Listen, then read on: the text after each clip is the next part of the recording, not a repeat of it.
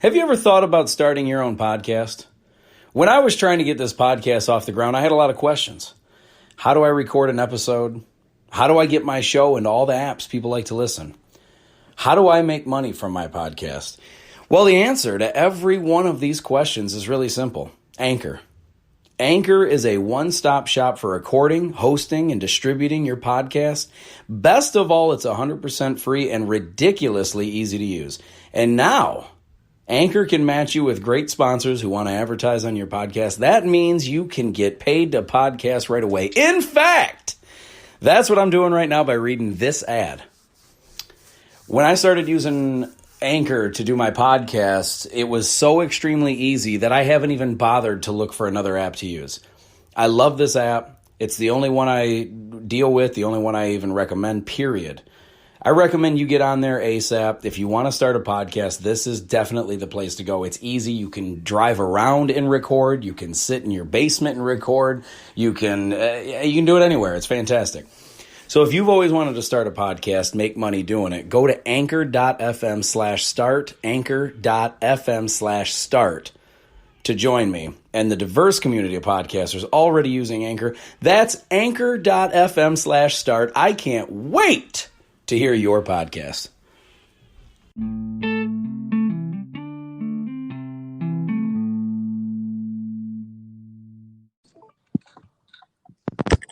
All right. What is going on, ladies and gentlemen? It's Adam Rich with the Really Rich Podcast. And today I got a special episode because I got a guest on. My first guest on the show is a family member of mine, so I'm excited to do this. And without further ado, his name is Bernie Rich. And Bernie, why don't you introduce yourself? Hey, I'm Adam's older cousin, Bernie Rich. Looking forward to doing the show. Believe in what this guy is talking about. So I'm here to help out. Well, I appreciate it, dude. I thank you for coming on, man.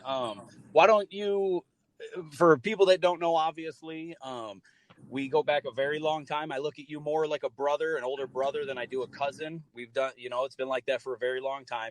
And the reason why I wanted you to be on this show so bad, especially to be my first guest, is because on my show, I know you know this, and for anyone who hasn't listened or anyone who's new to the show, I love talking about like positive perspectives and keeping your head up, keeping an optimistic approach in life, because we all deal with negative nonsense every day, but focusing on what's bad instead of thinking about what's good is only going to slow you down and hurt you. And I know that you personally are one of the most positive people I know. You keep your head up no matter what kind. I mean, obviously we all have, moments where we'll, think the worst or overreact or get mad. I know I do in traffic all the time.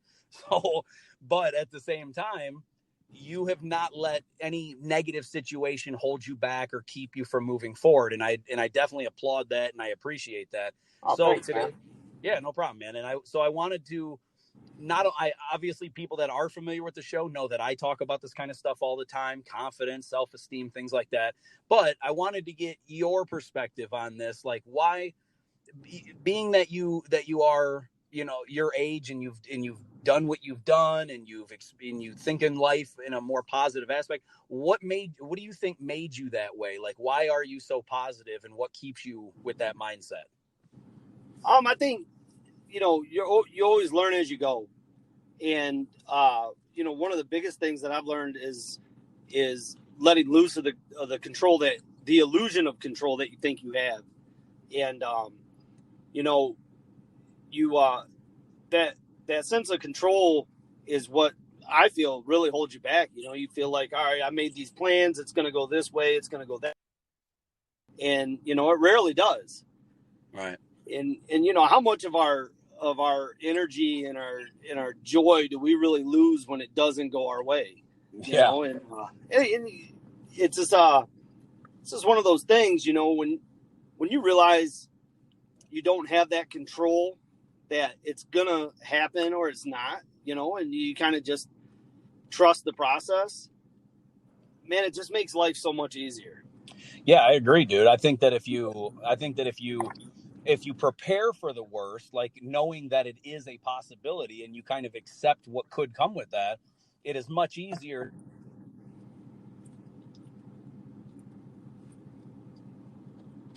positive light towards how you can overcome adversity, negative situations, bad, tragic events, anything that goes wrong in your life. If you dwell on the negative and the bad, it's not helpful. It's not. And worrying is another thing. Like, I always preach that worrying doesn't get you anywhere. It's easy to do. It's, it's like, I think it was in Van Wilder, he said, worrying is like a rocking chair. It's fun to do for a while, but it ain't going to get you anywhere. Yeah. So I agree with you 100%, man. But like, personally, where do you think that comes from? Like, do you think it comes from your mom, your dad? Do you think it just comes from life itself? I mean, where do you think that you get that idea to stay focused on the positive element instead of the negative? Well, it's a combination of my steps. I mean, I was raised by some fantastic, extraordinary parents. Mm-hmm. I know them personally. I can agree with that. They, they did the very best they could, which was more than enough. Mm-hmm. And I learned, you crawl before you walk and stuff like that. So things that I picked up on. Yeah, I heard something a long time ago is that you never stop learning, Yeah. And if you believe that and you take a hold of that, then of course, if you're learning from mistakes and you're learning new things, I mean, you're always getting better, and it seems like that is one adversity that can really, really hold you back is not having that positive outlook and not having almost like the shoulder pads on for when things do hit you bad, Yeah. Yeah. And I think that helps train you when bad things come in the future. It trains you automatically to, like, accept it and deal with it, but move on quickly, because life doesn't stop. It just doesn't stop going just because you're upset or sad or you got a raw deal. Life is never fair. And I think now in our society today, it's really a damn travesty that so many kids are taught to, think that everything should go their way, because when they finally get released into the wild and they see that life is not gonna help you up, it's gonna try to kick you down and keep you down. I think that teaching kids, right away, as early as possible, that, look, dude, you ain't gonna get everything that you want. It helps you understand that, one, working hard in getting results is worth the payoff. It's worth the payment of putting yourself through these things. And when you think that everything just is going to go your way, I see a lot of kids act bratty, or they act real shitty, or they end up in jail at 18 or whatever because their parents coddled them. And so I agree with you 100%, man. I think that being positive even when the storms are coming is not only beneficial for yourself, but when other people see that leadership aspect to it, see that you are able to be the calm during the storm, I think it then sets a tone for them and makes it more like they're more willing to, I guess, trust your decision making in bad times. And not only that, but it helps keep other people calm, because I think calm breeds calm. I don't know if you know who Dan Crenshaw is. He's got he's got an eye patch, and that Navy SEAL. Guy, yep. Yeah, right. Well, I seen him on Bill Maher he was talking to Bill Maher. He was over live stream or whatever it was, and Bill Maher was saying, basically trying to dog Trump like he always does, and he was like, do you want a leader that's optimistic and just going to fluff you and tell you all the right things? And Dan Crenshaw, I think, had the perfect answer to that. He said, because Bill Maher also was like, is that the kind of guy you want to serve with? And Dan Crenshaw was like, look, we are all taught as soldiers to be calm because he said, one of the phrases he said that really hit me was, he said, no one needs to yell when the bullets are flying past your head. You know what's, basically, what's happening. You don't need to yell and scream and panic. You have to keep your shit together, basically, and focus on what needs to be done going forward. And I think that's powerful. I think that's powerful because we all get things that happen to us in life, like losing jobs or relationships or something, where it's easy to just be like, oh, nobody loves me, or everything's going bad and all this stuff. So, but and it does. And what you said there, it goes right back to it goes directly back to learning as you go. I mean, like Yeah. Dan Crenshaw didn't say that 25 years ago. So that's made everything easy up until now. He said that, a couple weeks or a month ago, whatnot. And it was something that you picked up and you learned from, and now you hold that with you. It's like a tool that you put in your tool belt, and you're going to use it on your path, and that's exactly what I've done. I mean, I've taken the tools that my parents gave me. I've taken the tools that the society I was around, and I'm still picking tools up as I go to help me complete this job, Yeah, exactly, man. I think that, and that's beneficial not only for yourself, but when people see around you. Because let's be honest, we both know this. I mean, when you get around negative people, it's just a big pity party, and most of those people, I hate to say it this bluntly, but those people are losers, and they're always going to lose. When all you're focused on is negativity and loss and defeat, that's all you're going to see. And so I look at it like this: it's like we all deal with good things and we deal with bad things, but if you choose how you react and what you put your time and energy into. Absolutely. If you focus on the negative, that's what you're going to find. If you lock in on negative, that's what you're going to find. If you lock in on positive, that's what you're going to find. And I just, I think like there's just no good reason that I find to panic and worry. It's one thing. And I want to be clear on this too, because I say this all the time. I'm not saying that if worry enters your head that it's a problem or that you're weak or anything like that. I think that what happens is that's the first instinct. Your first instinct is to either panic or worry or think of your fight or flight senses, Yeah, right. But at the same time, I think that if you can train yourself to quickly accept what just happened and game plan on how to move forward, you will be much more successful in life. Well, and yeah, you're absolutely right.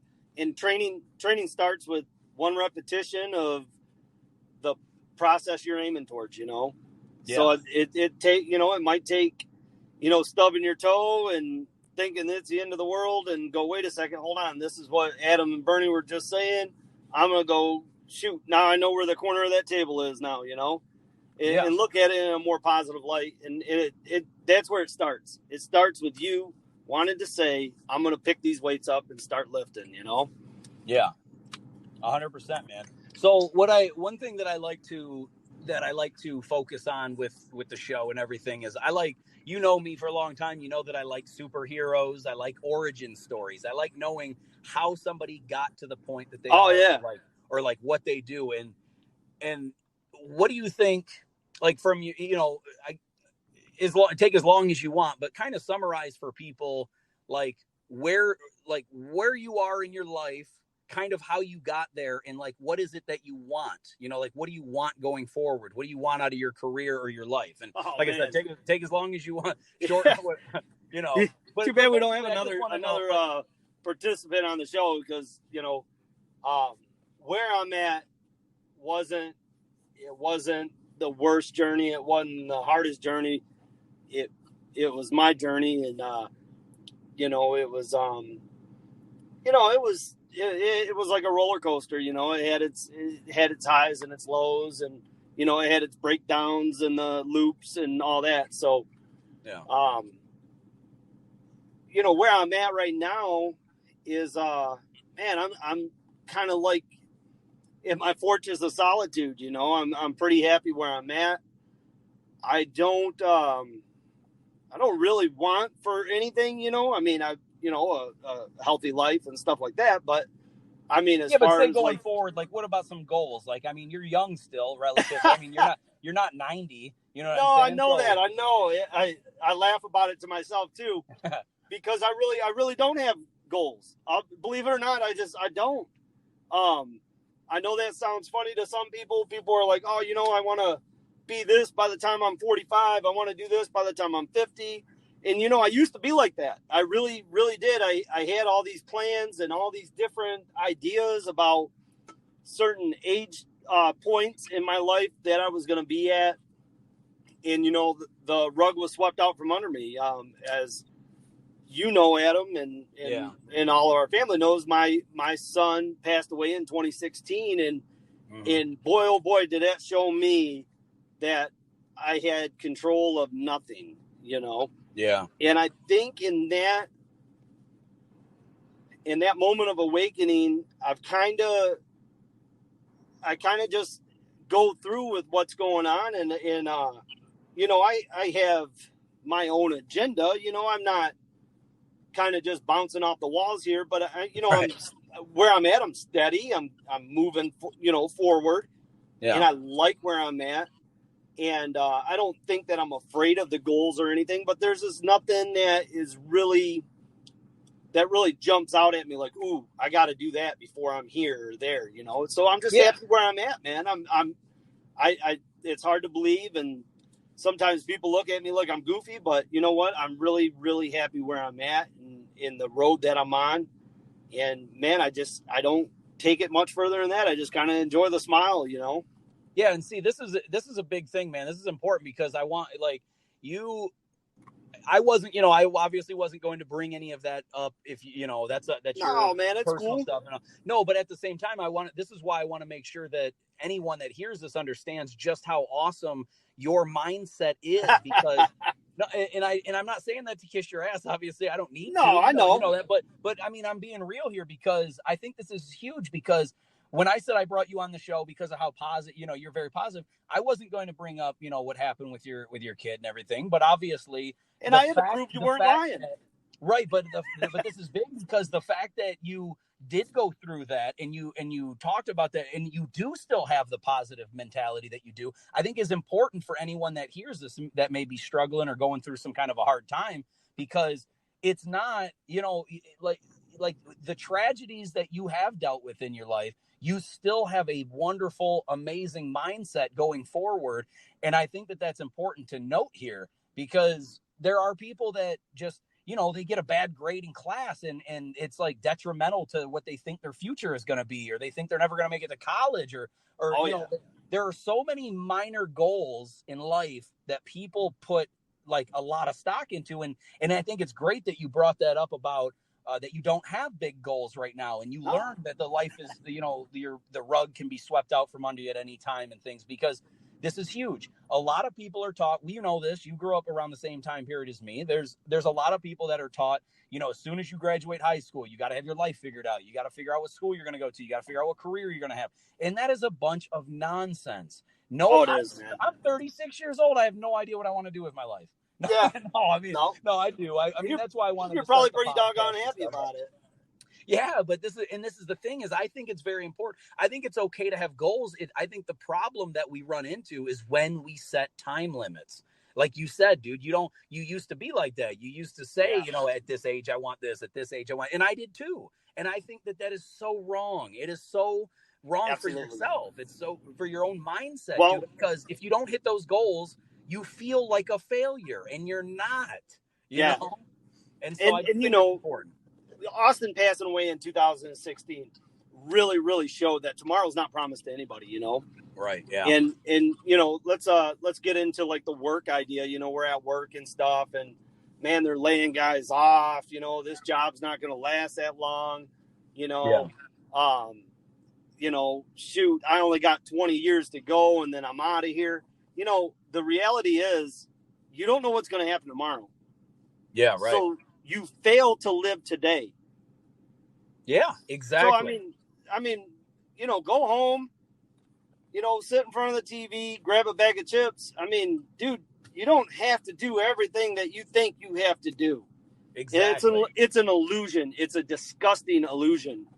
You're 100% right, dude. I fall into this trap all the time with my, and the sad thing is I know better, but I still, like, if I don't get a certain amount of productivity done in a day, I feel like I have failed myself, and that's not the right way to think. Like, I know that.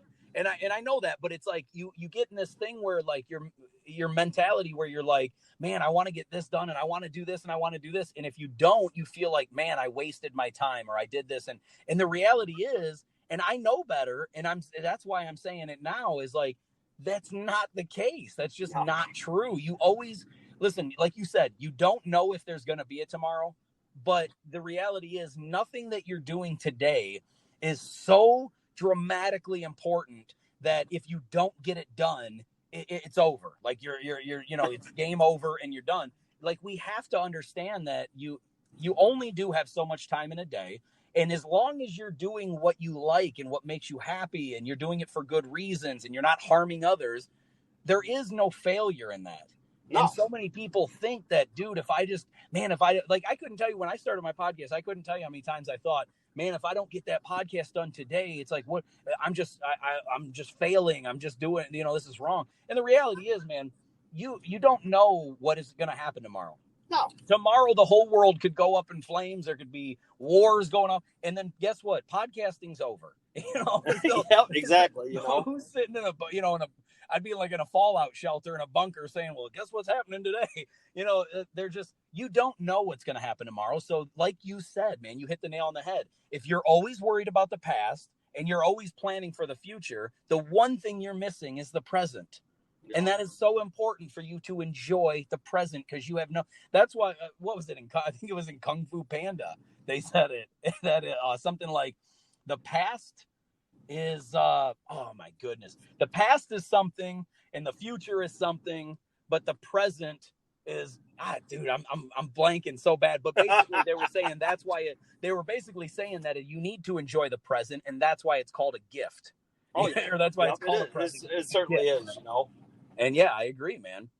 Now, that being said, though, like I said, dude, I mean, you're not old by any means. We're taught to believe that your age is getting old and all this, but it's not. You can live another double life easily. Yep. With the modern science and technology, medicine and all that stuff. I would not be at all surprised if you lived 2 more lifetimes. By the time we get to that point, imagine what medicine and science could be like. So we don't know.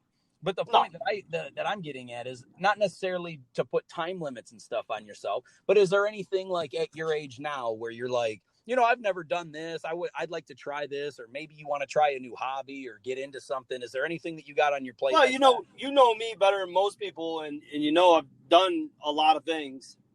Yeah. So I think what's really cool and what was part of the journey is that I've done most of the things that I wanted to do already. Yeah. Except maybe retire or something. Right. And, even on that, I think I have a positive outlook on retirement. Yeah. I got into the career that I'm in now kind of late in the game, as some people put it, so I don't have the 25 years behind me and, 20 to go or whatnot. I got to put in, if I was to retire, I'd probably be in my 70s. Right. And doing what I do. You're not retiring in your 70s, the job would kill you. Oh, yeah. So, therefore, you got to be smart about your planning, and if I'm not going to be able to retire until I'm 70, I had to take an intelligent approach on it from what I thought, and I'm by no means the most successful person you're talking to or anything like that. I make my life easy. And man, if I can give you some tips to help you make yours easy, hopefully you find success and you share it with me. But, yeah, right. As we go on, I know I'm not going to retire from the career I'm in, so I got to be smart. So what can I do to ease that troubled mind about, oh boy, I'm never going to retire? Well, here's the idea. If I'm never going to retire, I know I can't do the job I'm going to do. I might as well do it until I can't physically do it no more. Yeah. So I know I got to be somewhat prepared by that time frame. I'm hoping it's well into my 50s, early 60s. If not, then I have to be prepared to accept this is the end of the trail here, and I'm going to have to get on a different trail, Yeah. I agree, and, there's we got into the time limit thing and stuff like that. Whenever that day is, it could be next week. And I go, you know what? I can't do this job no more. I'm going to have to find something else that I got to do. I'm hoping it takes a lot longer than that, but it's accepting the idea that there isn't a certain way. Yeah, there's multiple ways. There's more than one way to skin a cat. Yep. And boy, we forget that little quote so many times in our lives. And that's where we get frustrated, is we forget there's more than one, there's more than one fish in the sea. You lose a relationship. There's, a loss, and what about all the good times you had? The memories and who that person was, so there's so many different ways to have that outlook of what you're looking at. Yeah, absolutely, dude. And we gotta stop looking at it being one way. Dude, it's I a 100% narcissistic agree. view that's ridiculous. Man, that's kind of what I was getting at with the whole thing about when you're 18, you're supposed to know what college and what career and all this stuff. I think the best thing, like, here's the problem is our generation grew up thinking, you have to do what's safe because there's so many things that are not safe. So you have to get a good job with good benefits and a good 401k, a good pension plan, all these things, right? And you're taught that get married at this age and have kids by this age and go get a career doing this, and that way you can retire at this age and all. But the reality is, like you said perfectly, there's more than just one way to live life and experience, like, live to the fullest and experience what you want. And I learned a few, like, unfortunately I feel like later than I should have, but I learned later on in my life, I guess, that what if you find, for so long we're taught to think about what kind of job can we do until it's time to retire, and then you think, well, what am I going to do when I retire? What am I going to do, just sit around?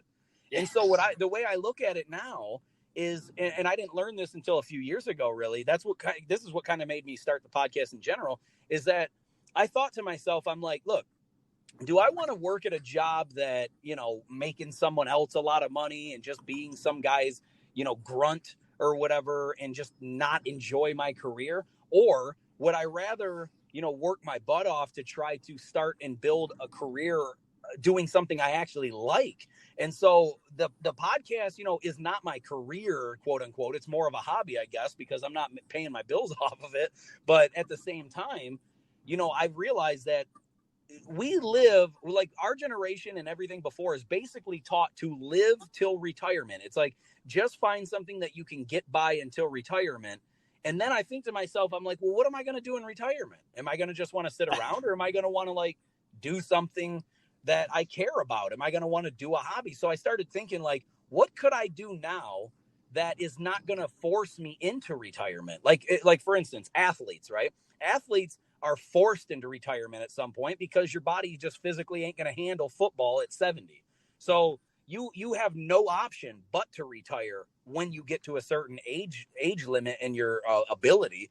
Whereas I thought about it, like, a lot of, I don't really write books, or at least I haven't. I thought about wanting to, but I'm not much of a writer. I just know, like, kind of what I want to say for the moment. Maybe an audio book I could do, but I'm not much of a writer. But the thing is this, I thought, like, dude, what is something that I could do that I wouldn't want to retire from? Because I think that's where society gets it twisted, is that we're looking forward to retirement, but that's basically just looking forward to getting towards the end of your life and then just hanging on as long as you got after your career's over. Whereas I started thinking, like, if you can plan today about something that you love to do that would never involve you retiring, or that, maybe not restrict you by your physical ability, if you can focus on something that you like doing, then you'll get to a point where you don't want to retire.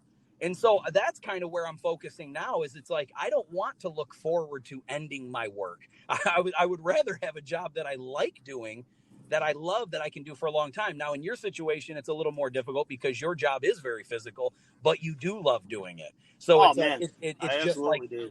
right. And so to me, your job is kind of like in that athlete realm where you can't do it when you get to a physical, once your body is physically unable to do it, you can't do it anymore. So in that aspect, if you love it, like, you hit the nail on the head, do it as long as you possibly can until Yeah, you can't do it anymore. and find And I think something you that's love to beautiful. do. Don't put yourself in a pickle because you've been conditioned to aim for the finish line. Yeah. I mean, you got to run your race, and it is what it is. And as I'm going through and doing what I'm doing, I'm realizing, like, well, I can't lose my job because I got X amount of bills that I have to pay, so I can't take a lower paying job. And boy, that was like a mistake in life, to get beyond that point. So the ultimate goal there, is not to have that, Yeah. so that I don't have to worry about how much this job pays, how much it doesn't pay. Right. And I'm in a spot where I can do what I want. Of course, though, the career that I have pays me excellent. I love it, but if you're just starting out and you're really, really having a hard time with this illusion and what you've been conditioned to do you. Yes. Don't put yourself in the spot they want you to be in. Exactly. Don't do what somebody else wants you to do. I was there. I did it. I had to file bankruptcy at one point in my life. It's horrible. And you know whose fault it was? I'll tell you whose fault it was, Adam. Who? And listeners. It was mine. It was my fault. I did it to me. Yeah. And when you realize that and you go, oh, okay, hold on. I am at fault. I'm going to kick my own rear end for it. Yeah. And then I'm going to move on and I'm going to learn from it and I'm not going to do it again. Let me ask you, do you listen to Gary Vee at all? Nope. Do you know who Gary Vee is? No.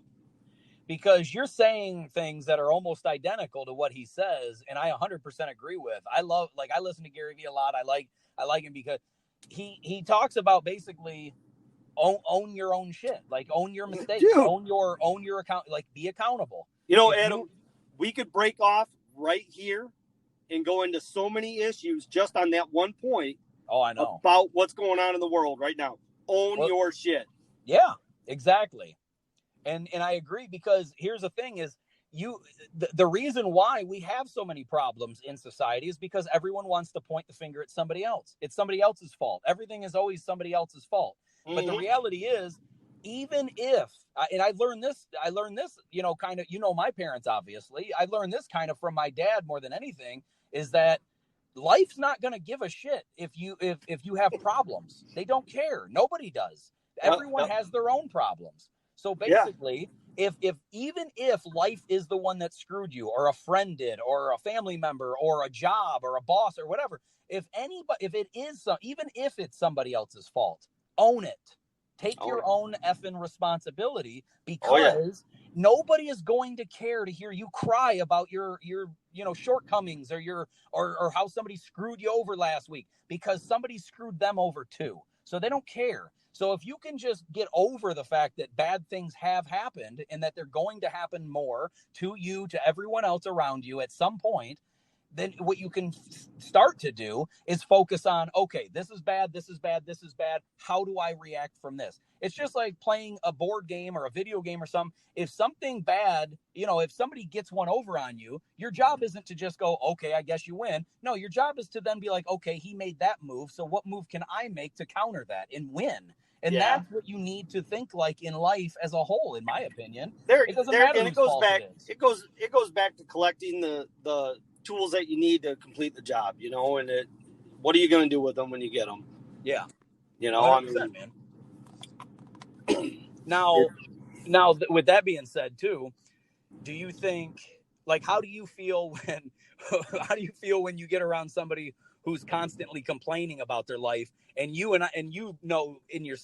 for yourself that it ain't really as bad as they're making it out to be? Like, how do you feel being around people like that? Well, I hate to admit to it, but I'm going to be completely honest. Sometimes I chuckle to myself and think, oh boy, like, wow. I only wish, I don't do that because, we beat each other up all the time, Yeah. I got a speeding ticket on the way to work. Oh, you're an idiot. You shouldn't have been driving fast. Nobody says to you, kind of back to what you said about nobody cares. No one says like, oh man, I'm sorry to hear that. Yeah. So when people talk about how bad it really is, and it's not that bad, and I witness it, and I go, oh man, I don't want to beat them up. I just don't want to attack them and like, oh yeah, you think your life is bad? You ought to have mine. You're right. This is ridiculous. You shouldn't have to competing over whose life is worse. Yeah, no, it's who has the biggest sword. I mean, we don't have to play that game. Or the smallest one, if you know what I mean. Yeah. But, and that's what's wrong. I mean, we don't need to beat each other up. Let's build them up, and one of my favorite things is if somebody's saying, "Oh man, this sucks and that sucks." Well, hey, if you need some help, I don't know what I can do, but I'm here. They might ask for $10,000. I don't have it, but I might be able to help you in a different way. help me move. Oh, I can't do that, you know? Yeah. Oh, I mean, that's a good point. Like this guy, you know, I went to go pick up some food from this Rockies, Coney Island place by my house or whatever with for Sandy. So I walk in, as soon as I'm going to walk in, these three older guys are walking out and they look like very homely, like they have not had a shower in possibly years. But they're all walking out of this restaurant or whatever. And as soon as they locked eyes on me, one of the three guys, he goes, "Hey, young man, do you got any money for me?" And I was like, "Let me go inside and get change." Meanwhile, I had a pocket full of cash, but I wanted to evaluate: is this guy really need it, or is he just, is he just being silly, or is he just being weird, or whatever? Is he just trying to ask for handouts? Like, I am all for helping and handing and giving money to people who need it, but we all know that there are a lot of hucksters out there who are just looking for any loose change you'll give them, and they don't want to ever work for nothing. Now, this guy wasn't so old. I mean, when I say older, he was probably like late 50s, early 60s. He wasn't like 80 or 90 or nothing. But this is the thing. When he asked me about the money, I said, yeah, let me go break change. Obviously, my intention was to pay him. I just wanted to kind of feel this out and actually think about it for a second. And so but then before I even walk in the building, he goes, "Oh, and can you take me somewhere?" And so I said to him immediately, like as I'm walking past him, like I didn't even break stride. I'm like saying, "Yeah, let me go get change." And then he goes, "Oh, can you take me somewhere?" I go, "Dude, I got to get back to my family, but I'll give you some money." And I did. I went inside, I broke some change and stuff, and I gave him $3, and he was like, "Oh, thank you so much." And it felt good to like, bring that guy and that joy. It's perfect, man. You did what you could to help the guy. You know, I Yeah. mean, like I said, instead of beating the guy up, like get a job. You Yeah. you hippie or whatever, you bum. Yeah. You helped him out with what you could. You weren't going to drive him anywhere. You had some change on you, gave him some change. You helped him with what you could, and that's what we forget. And that's where so much negativity comes in play. Is the positivity from others isn't there anymore. We're not helping each other out. Right. It's kind of like sink or swim, and like I get that mentality for some things, but for the majority of things, it doesn't need to be absent. It needs to be present. We need to help out when we can and with what we can.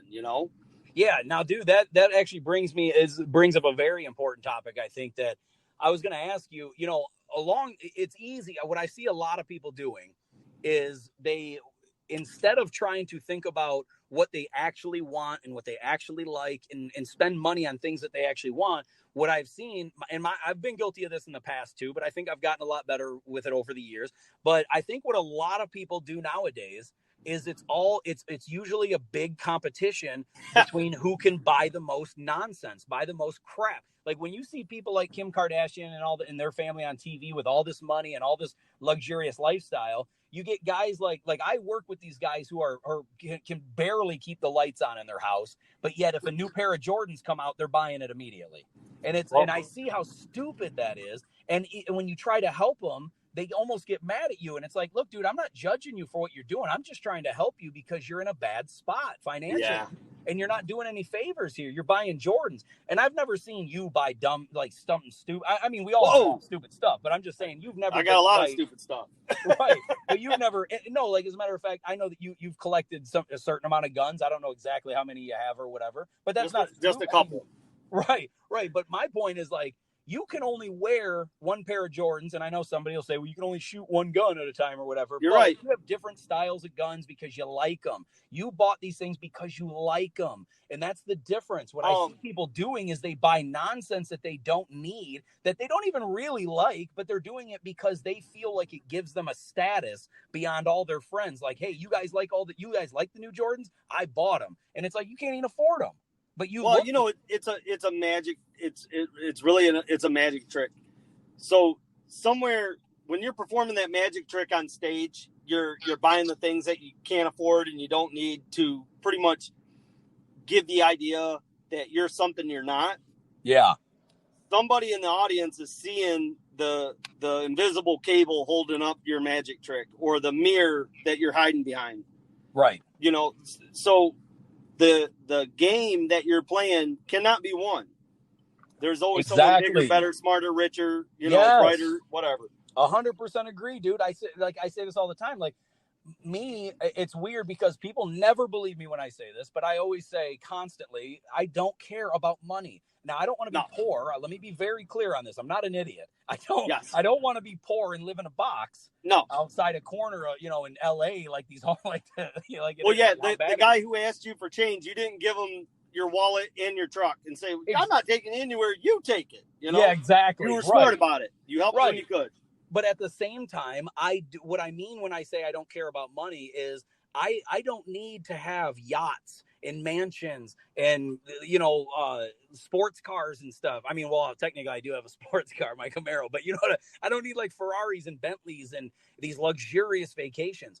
I would like those things. But the point that I'm trying to make is that I like what we're talking about is I try to at least save money to pay off my bills rather than, hey, what's the newest jersey that just came out so I can buy that? That way all my friends will be jealous of me. I don't live to make other people jealous of me, and that's kind of where I'm at with my money. You can't. There, it really goes back to that status quo. And it's an individual's idea of what that status quo is. I mean, you might look at Bill Gates, and I'm looking at Vince Neil. You know what I mean? Yeah. As far as wanting to be something, and that's one of the things that like I wish they taught in school. Yes. Like aim for the stars. You can be anything you want to be, and they're absolutely right, and they're 100% wrong. Yeah, exactly. One of my favorite sayings in it comes from a movie, and you and I both quote movies like crazy, and I love it. But it comes from the movie Roadhouse with Patrick Swayze, and he fires a bouncer, and he goes, well, what am I going to do? He's like, well, there's always barber college. and it goes down, it breaks down to this, like, listen, you're not, like, you come to the realization at a certain point, you're not a rock star. Dude, you can't play the instrument the way you think you can play it. Exactly. So there's always a need for ditch diggers or, the house painters or, and that process is taught in school that is like, well, no, if you're a garbage man, you're an idiot. Well, I know some garbage men that make a lot of money. Yeah. And some of them love it. So it's some like, of them love doing somebody an idiot? How can you call somebody an idiot that is literally living their dream? If that's what they want to do. Exactly, and that's the point is like, well, maybe your idea of where you should be and what you should be doing and how much you should have, maybe it's a little bit beyond your means there, bud. Yeah. I mean, there's not a private jet in my lawn. I'd love there to be, but there's not, and I'm not stressing myself out about it. Right. Listen, exactly. I pretty much know I'm never buying a private jet unless they got a sale for like $8, Yeah. And I'm going to be totally honest with you. I've never flown a private jet, so I don't even know what I'm missing. So I really I don't either, it. But it sounds cool because, society told us it did.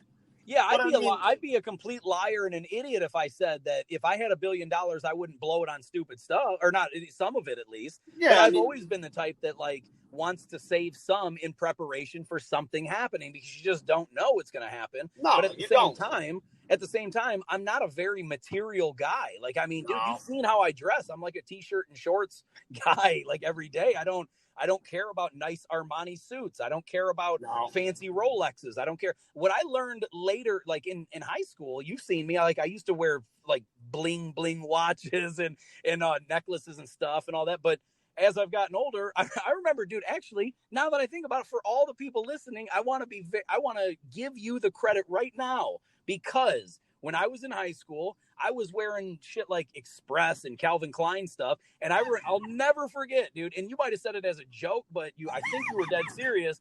But I asked you, because you were wearing this like nice looking outfit. And I was like, where'd you get it? And you were like, it was $30 at Myers. And that literally changed everything for me when it comes to clothing, because I was like, man, they do make nice looking clothes that are cheap. It's all in presentation, brother. It's 100%, man. You can buy knockoff mousse and gel your hair if you want to. You don't need to get L'Oreal or whatever, whoever makes that stuff.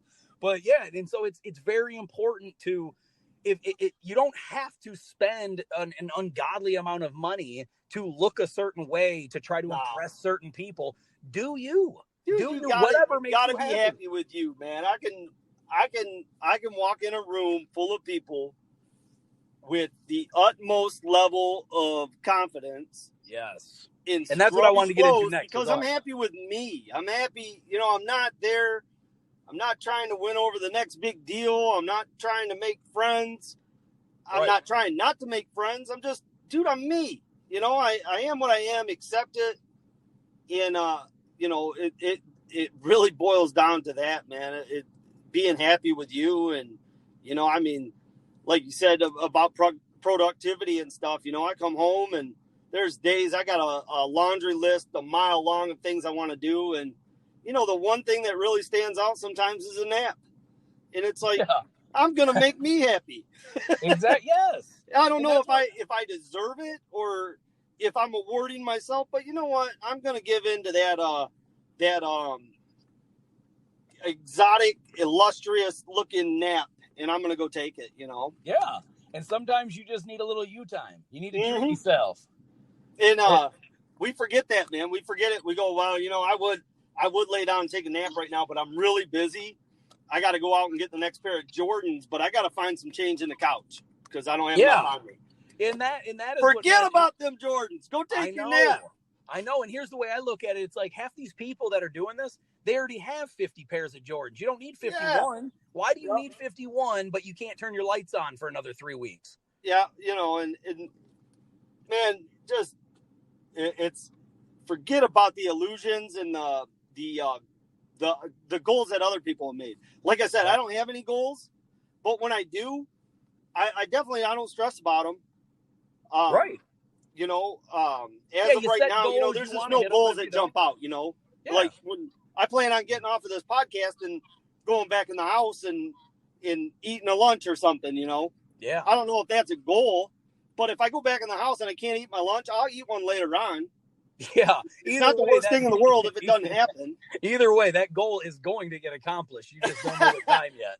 One is. Bernie, we've already talked about this. Don't set a time limit now. Yeah, no, I know. I'm just, that's really what I'm saying, though. I'm not, if today I was going to cut my grass and it doesn't get cut, I can cut it tomorrow. And if I'm not here tomorrow, then hey, someone will cut it. You know what I mean? It's 93 degrees outside in Michigan right now. I do not recommend cutting your grass right now. Well, that's what I'm saying. Well, see there, you're helping me with not getting it done, and that's fine. Yeah, I'm a negative influence on you, dude. Well, but you have to take and sponge it all in, man. Yeah. I might go in a house and the missus to say, hey, if this grass ain't cut, you're sleeping on the couch tonight. Right. So I got a negative influence and I have a positive influence. And how do I want to look at them? Were you the positive or were you the negative? Right. One way or another, I'm not going to stress about it too much. Exactly. Because whatever the finish line is, either I'll get there or I won't. It doesn't matter. Yeah, dude. Well, and that ties, as a matter of fact, because there was 2 other things I wanted to talk to you about, confidence and patience. But the patience one, just because it's right, you're kind of on it right now. I'll get to that first. Now this. I love patience. Now this has kind of helped me too. Like I said with my podcast and TikTok and all this stuff. Like when I feel like I don't get something done, I was driving myself nuts about it at first because I was like, man, I need to do more. Other people that are succeeding quicker are more productive. They're putting out more videos, they're putting out more content. But the reality is a lot of those people don't have a wife and kid at the house. They don't have chores to get done. They don't have bills to pay. They don't have a job to go to. Some of them have some of those things, and some people have more than all of them, Yes. But the biggest thing that has helped me is understanding patience. Patience is the most overlooked, undervalued virtue, I think, on earth, dude, because most people want everything to be done yesterday. If you can just get to the point where you're like I've gotten. If any of you listeners are from Michigan, especially like the southeast area of Michigan, and you drive down Ford Road in Canton, Michigan, this patience conversation right here is going to help you. Dude, it's funny you mentioned that. I'm in Canton right now. I'm off of Ford Road. I'm in the Target parking lot. So that's exactly where I'm at. That's hilarious. I avoid that. I avoid them like the autonomous zone in Seattle. Yeah. Oh, chat or chop or whatever they're calling it now. It's a different name. It's like a different style of preparing your food in some way. Chaz, Yeah. chop. Yeah, I don't know it's whatever they want to call it today, Yeah, exactly. I think what it's about to be called. I think what's about to be called is obsolete. I'm glad you're talking about patience because boy, I fought the war with patience. Yeah. It's true though. I mean, you need it, dude, because so like it kind of goes into what we were talking about with the time limit stuff, man, because if you there's that. I didn't want my bell going off, but it is what it is. Anyway, but what we were talking about with the patience thing, dude, is it's like if you get to the point where like instead of trying to compete with I need to put out as much as they do, I need to be as fast as they are, I need to get this done right now. If you can sit back and say, look, God's in control, I'm not in control, it is what it is, it's going to happen whenever it happens, just put in whatever honest work you can and then let the chips fall where they may. I think that's the only way to really live because it keeps your stress levels at a minimum when you stop worrying about like, man, I need to get this done. What if I don't get that done? What if? You can't live like that, man. That's terrible on your head, on your heart. It's terrible on everything. So yep, you won't live long, and if you do, it'll probably be pretty miserable. Exactly. It's just and so it goes back with that worrying stuff, and just the stress is such a horrible thing that is so overlooked because you can't like quantify it, you can't measure it, it's not like a molecule in you, it just happens. And like when you get stressed out about stuff, only you can get past that. Like there is nothing that's gonna just magically take the stress away. There's no drug. I mean, I guess you could do drugs, but I definitely don't recommend that. That's a whole other miserable train wreck that you're putting your life into there. It is. But yeah, dude. And so I agree with you, man. Patience is huge, and it will keep you. It'll help you keep optimism and hope and and a positive perspective in your life. And you have to. I mean, you can read every book on how to deal with stress and patience, and you can listen to this podcast. And the only thing I can really tip that I can give you that I learned from, I'm no expert in the field, though I've got the expertise of going through what it's like. I was probably one of the most impatient people on the planet. Really vocal about how impatient I was being. Yeah. And, and just through the years, like I said, I learn as I go, and I try to pick up things when advice when it's offered and stuff like that. And I try to take it with me so that I learn from it. But patience is really one of those things where you got to catch yourself being impatient and go, all right, what am I going to do to fix this? Am I going to use this tip, this advice, that advice, whatever? But you're the only one that can fix you when it comes to that. There's not a textbook thing that can, there's nothing that you can read, a YouTube video you can watch or anything. You just got to kind of pick up the tips and work it for you. One of the things I do, I hate traffic more than anything when it comes to being impatient. It's like, get out of the way. Come on, what are you doing? Right. Stop looking at the accident. Someone, it's horrible. But you just got to take that time. All right, hey, I'm here. And there's, what am I going to do about it? I can honk on the horn. No, trust me, no one's moving out of your way when you honk on the horn. Yeah, usually they just put up, they show you their horn. Yeah, when you yell and scream at the windshield's not going to respond to you. So there's not a whole lot that you can do to fix it other than find the positive in it. I'm here. I might as well take it all in. There's no reason to get sour about it. Because ultimately there's nothing you can do about it. Yeah, and I hear you, man, because like if you're running late somewhere and then you start hitting every light and then somebody cuts you off and all you're going to do is scream and be pissed the entire time. Yeah. And then by the time you get to your destination, you're not going to all of a sudden just flip a smile on. No. Now you're mad. Now you're ruining, basically when you can only do that so many times.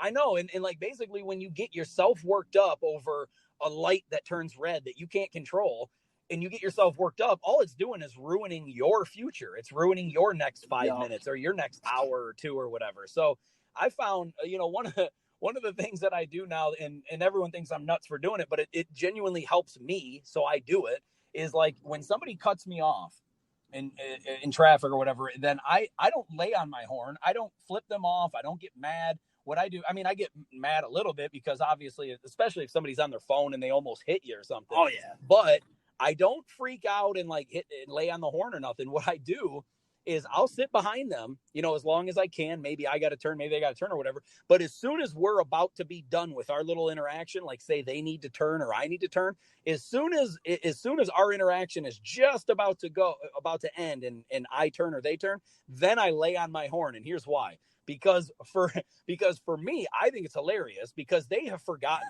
that I exist. They don't even know. If somebody cuts you off and they're on the phone, they don't even care if they cut you off. No. And if you don't react, within 10 seconds, they forgot you're alive. They don't even know what happened. So what I do is I wait until they have no idea what's coming. And then I lay on my horn. And here's why. You'll never see them again, more than likely. If they turn or you turn, you'll probably never again see that person. But they have already forgotten about what they did to you. And as soon as you lay on your horn, they're now pissed off. And I love it. And I know that that's not good to say, but I'm no, I know. anyway. I love it. And I look at it as like, wow, I'm too lazy to do that, Yeah, but it's fun though because it puts me in a great mood because now I see like they're turning and you can see them staring at you in your rear view mirror like what is this about? And I'm laughing. So I found a way to turn their like my bad break, if you will, or whatever, them cutting me off. I found a way to turn that potential stress into an enjoyable, laughing, funny, happy experience for me. And so people think I'm crazy when I do it, but I'm like, hey, I don't care. It makes me feel great. And I know that it ruined that dude's day because who likes to get honked at as soon as you turn and now you can't do anything about it? Because by the time you turn around, they're gone.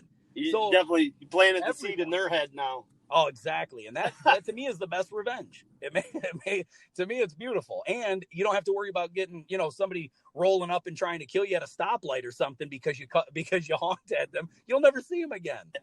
So I don't know. It's something stupid, but I found that you have to find things in life that are going to make you happy and eliminate your own stress because nobody's going to come along and do it for you.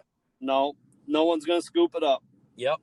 But the last point I want to make before we get off here, because it's been almost an hour and it's been awesome, dude. I appreciate you coming on again. Oh, dude, I enjoyed it. Thanks, man. Yeah, but before we leave, I definitely want to ask about confidence, because I know ever since we were kids, I've always looked up to your confidence. I've always, you've helped me a lot. I know my wife's not going to like hearing this, but you've helped me with girls. You've helped me get over the fear of asking. Like it went from me being scared to talk to girls to me being the guy that my friends would come to for me to be the icebreaker. And I thank you for that, because between you and my dad... you son of a bitch, don't blame it on me. No, we're good. We're different now that we're old and married and all that stuff. But I'm talking when we were kids. Like, dude, I'll never forget some of the stupid stuff we used to do, like going to Myers with a whoopee cushion, and we would just do the stupidest stuff. But hey, where's the mute button on this thing at? But the point that I want to get at though is that you have always, even with having sisters and all that, like you have always found a way to, like, as the oldest child, as the oldest son or the only son, to be a very, very confident, outgoing, like happy, guy. And I want to know, like, where do you think that comes from? Because I've gained it over periods of time by listening to you and my dad and stuff, but you did not listen to you and my dad. So what I want to know is where did you get that form of confidence to just not really, you're like, I don't to a Jokers, but you're like Joe Gatto. If you watch you don't care. You just I can't cite a source, and I'm sure there's someone going out there like, Burn, it was me, man. I told you. I don't know, or I don't remember.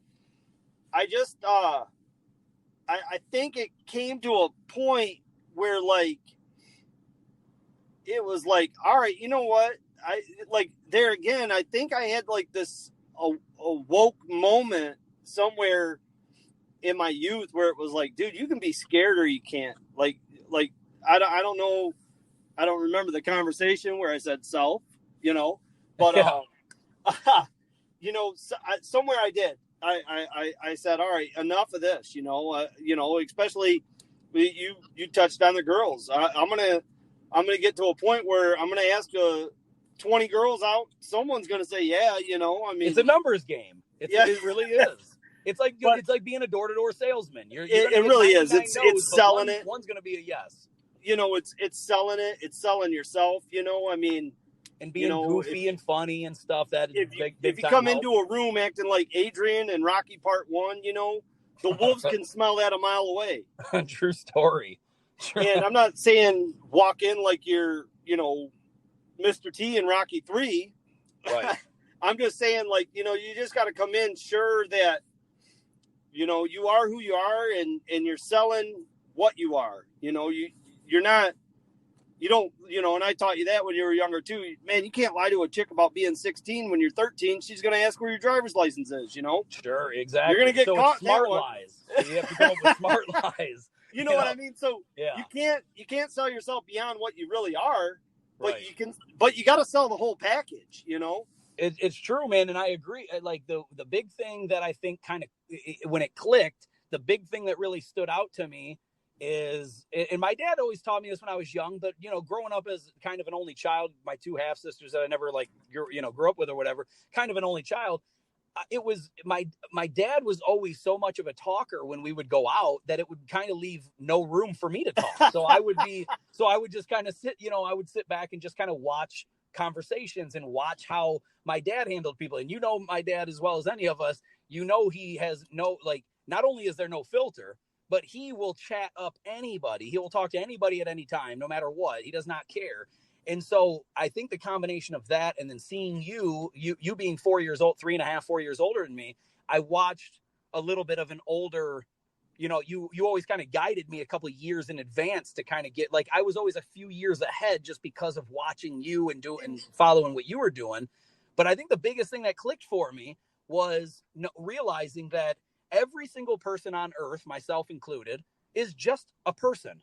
So there is nobody above you or below you. They might have a different job title than you. If you talk to Donald Trump right now, the president of the country, yes, you're going to want to be professional to an extent or whatever because he's the president. But at the end of the day, he's still just a human being like you are. So he's not above you. So you don't have any reason. And I guess the point I'm getting at is you don't have any reason to walk into a room and feel inferior. You're not. No.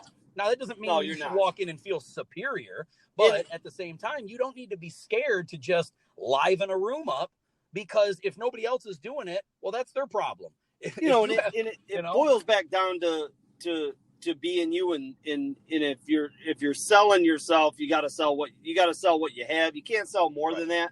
And I think that's another stressor in life, is when you walk into a room and it's all business owners there, and I don't own a business. I'm not going to pretend that I do. If you walked up to a craps table in Vegas and everyone's dropping $10,000 bets, and $10,000 is all you have to get your mortgage paid and your car payment and your kids off to college, I beg you don't drop the $10,000 to keep up with them. Right. You're not them. You're you. Absolutely. Place your $5 bet, have fun, and move on. Don't try to be something you're not. And I'll tell you this, Adam, as long as I've lived, I'm not more than what I am. You know what I mean? I'm not selling you as I'm a millionaire, picking my teeth with a gold toothpick. I'm not. Yeah. No, that's true, man. And I think that's important.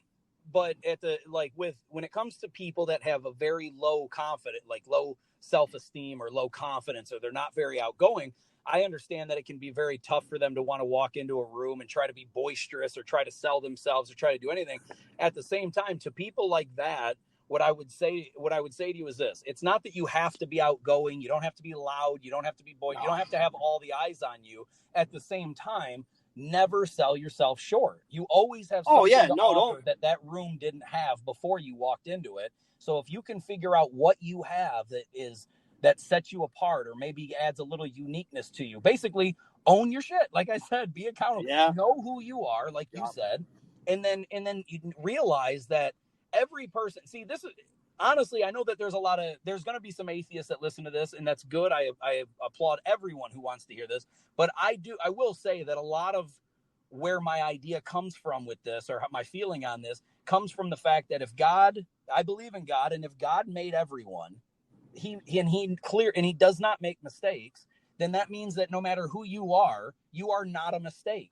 And you're not superior, you're not inferior, you're a human being, and you're a masterpiece, just like God made you. So therefore, Absolutely. You have no reason to walk into any room and feel like they all have something you don't. No. We all have different abilities and things like that. But if you can zero, like you said, man, know who you are. If you can zero in on who you are and know what you have to offer, it will allow you to walk into any room and have enough confidence to at least be able to talk to anybody. It most certainly will. You can't, like you said, you hit it perfect. I said don't sell yourself more than what you are, and you also touched on don't sell yourself short. Don't do that. Right.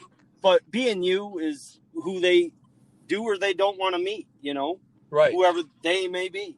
But they don't want a poser, or, they don't want someone who's going to, when you fall short on the lies you're telling, you're going to get called on it. Right. And I hope you can get out of it. But the ultimate thing there is just not to do it. Be you. Don't be much more. Don't be less. Be you.